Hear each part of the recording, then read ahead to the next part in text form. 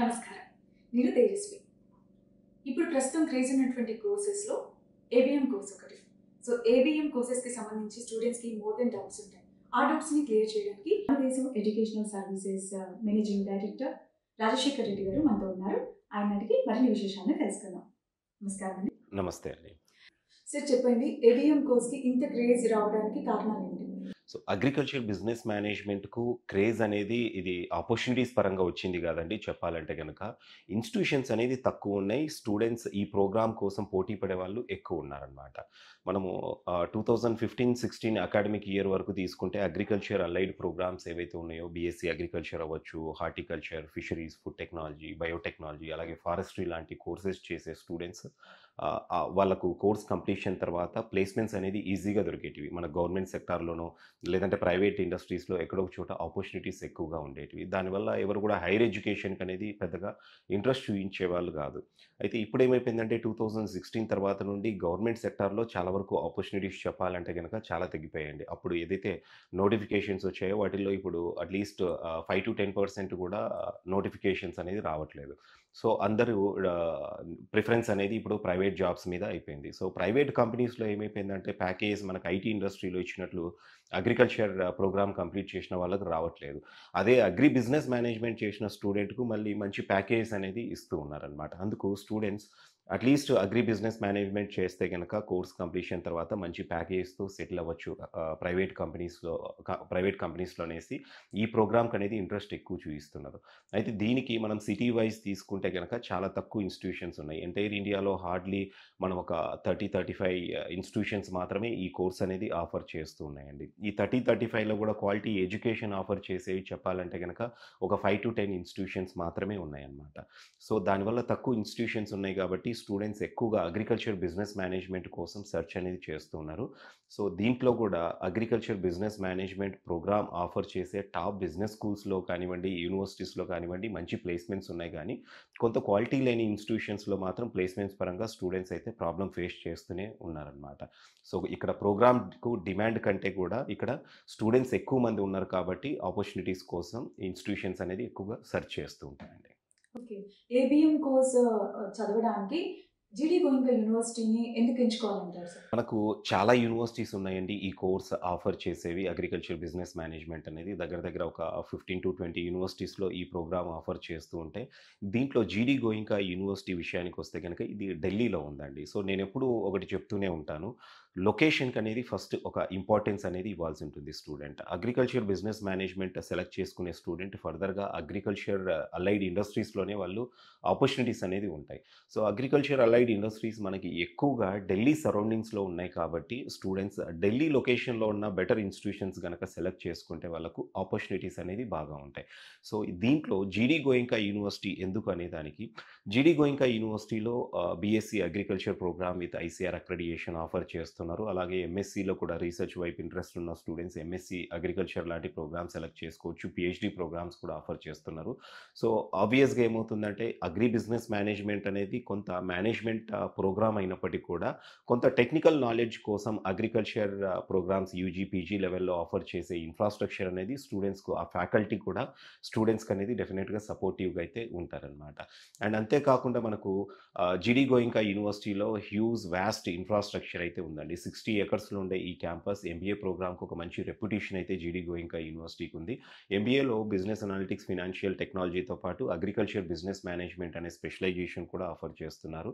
And internships అనేది మంచి importance అనేది యూనివర్సిటీ ఇస్తారనమాట. సో ఆ ఇంటర్న్షిప్స్ వల్ల స్టూడెంట్కు అంటే ఇంటర్న్షిప్ కూడా పెయిడ్ ఇంటర్న్షిప్స్ అనేది ఎక్కువ రావడం కూడా మనం చూస్తూ ఉంటాము. ఎంబీఏ ఆఫర్ చేసే ఏ ప్రోగ్రామ్కైనా కూడా జీడీ గోయింకా యూనివర్సిటీలో చదివే స్టూడెంట్స్ 30-40% స్టూడెంట్స్ పెయిడ్ ఇంటర్న్షిప్స్ అనేది కూడా ఈజీగా సంపాదించుకోగలుగుతున్నారనమాట. సో ఇంటర్న్షిప్స్ అయిపోయిన తర్వాత కూడా 2 ఇయర్స్ ప్రోగ్రామ్ తర్వాత స్టూడెంట్కు మంచి ప్లేస్మెంట్స్ అనేది కూడా వస్తున్నాయి. ఇప్పుడు హైయెస్ట్ ప్యాకేజ్ తీసుకుంటే కనుక జీడీ గోయింకా యూనివర్సిటీలో 21 lakhs per annum ఉందండి. యావరేజ్ సిటీసీ తీసుకుంటే కనుక 9 lakhs per annum ఉందన్నమాట. మనకు సౌత్లో ఎక్కడ కూడా ఏ ఇన్స్టిట్యూషన్లో కూడా 9 lakhs per annum అనేది యావరేజ్ ప్యాకేజ్ అనేది లేదు. పర్టికులర్గా అగ్రి బిజినెస్ మేనేజ్మెంట్కి తీసుకుంటే 4-5 lakhs మధ్యలోనే మనకు ఎక్కువగా ఉంటుందన్నమాట. సో అలాంటిది ఇక్కడ యావరేజ్ ప్యాకేజ్ ఎక్కువ ఉంది కాబట్టి మంచి ప్లేస్మెంట్స్ ఉన్నాయి కాబట్టి స్టూడెంట్ జీడీ గోయింకా యూనివర్సిటీ అనేది సెలెక్ట్ చేసుకోవచ్చు. ఈ ప్రోగ్రామ్‌లో భాగంగా వాల్యూ ఎడిషన్ సర్టిఫికేషన్స్ అనేది కూడా యూనివర్సిటీ ఆఫర్ చేస్తుందండి. అలాగే హార్వర్డ్ కేస్ స్టడీస్ కూడా స్టూడెంట్‌కు ఇదే ఫీలో వాళ్ళు ఆఫర్ చేసే ఫీలోనే హార్వర్డ్ కేస్ స్టడీస్ అనేది కూడా చాలా ఇంపార్టెంట్. సో అవి కూడా యూనివర్సిటీ అనేది ఆఫర్ చేస్తుంది. అండ్ ఇన్‌ఫ్రాస్ట్రక్చర్ అవ్వచ్చు, అక్కడ complete central AC campus and physical activities కావాల్సినవి కూడా స్పోర్ట్స్ కాంప్లెక్స్ కూడా ఉంది. Half Olympic size swimming pool అవ్వచ్చు, షూటింగ్ రేంజ్ అవ్వచ్చు, జిమ్ అవ్వచ్చు, ఫుట్బాల్, బాస్కెట్‌బాల్ కోర్ట్స్ అవ్వచ్చు. ఇట్లా ఆ స్టూడెంట్‌కు ఫిజికల్ యాక్టివిటీ పరంగా కూడా అక్కడ మంచి ఫెసిలిటీస్ అనేది ఉన్నాయి కాబట్టి స్టూడెంట్ జీడీ గోయింకా యూనివర్సిటీ అయితే సెలెక్ట్ చేసుకోవచ్చండి. Global immersion opportunities and foreign exchange programs వల్ల విద్యార్థులకు ఎటువంటి ప్రయోజనం ఉంటుంది? ఇప్పుడు ఫారిన్ ఎక్స్చేంజ్ ప్రోగ్రామ్ లేదా గ్లోబల్ ఇమ్మర్షన్ ఆపర్చునిటీస్ కల్పించే యూనివర్సిటీస్‌లో స్టూడెంట్స్‌కు డెఫినిట్‌గా కొంత అడ్వాంటేజ్ అయితే ఉంటదండి. సో, ఇప్పుడు పర్టిక్యులర్‌గా మనం అగ్రికల్చర్ బిజినెస్ మేనేజ్మెంట్ గురించి మాట్లాడుకుంటున్నాం కాబట్టి, మనకు అగ్రికల్చర్ టెక్నాలజీ అనేది ఎంత ఇండియా అగ్రేరియన్ కంట్రీ అయినప్పటికి కూడా మనకు బయట చాలా కంట్రీస్‌లో కూడా అగ్రికల్చర్ టెక్నాలజీ అనేది చాలా అడ్వాన్స్డ్‌గా ఫార్మింగ్ అనేది చేస్తున్నారనేది చెప్పొచ్చనమాట. అండ్ అగ్రికల్చర్ ప్రోడక్ట్ ఇప్పుడు మనం ఫుడ్ ప్రాసెసింగ్ యూనిట్స్ తీసుకుంటే గనక ఎక్కువగా యూరోపియన్ కంట్రీస్‌లో, ఆస్ట్రేలియాలో, యూఎస్, కెనడా ఇటువైపు ఎక్కువగా కనపడుతూ ఉంటాయి. అండ్ కొత్త కొత్త టెక్నాలజీ అనేది వాళ్ళే ఎక్కువగా ఇంట్రొడ్యూస్ చేయడం చూస్తూ ఉంటాం. ఆ టెక్నాలజీని మనం ఇండియాలో డంప్ చేసుకొని మనం ఫాలో అవుతూ ఉంటాం అనమాట. సో, కోర్స్ డ్యూరేషన్ టైంలో స్టూడెంట్ అగ్రికల్చర్‌కు ఇంపార్టెన్స్ ఉన్న కంట్రీస్ అంటే అగ్రికల్చర్ టెక్నాలజీ మంచి అడ్వాన్స్డ్ టెక్నాలజీ ఉన్న కంట్రీస్ గనక అట్‌లీస్ట్ ఫారిన్ ఎక్స్చేంజ్ ప్రోగ్రామ్‌కి ఒక 6 మంత్స్ గానివ్వండి, 1 ఇయర్ గానివ్వండి కోర్స్ డ్యూరేషన్‌లో అక్కడికెళ్తే కొంత అక్కడ నాలెడ్జ్ అనేది గెయిన్ చేసుకోవటానికి అవకాశం అయితే స్టూడెంట్‌కి ఉంటుంది ఈ ప్రోగ్రామ్ ద్వారా. అంతేకాకుండా ఈవెన్ ఫారిన్ ఇంటర్న్‌షిప్స్ కూడా ఆఫర్ చేసే ఇన్‌స్టిట్యూషన్స్ చాలానే ఉన్నాయి.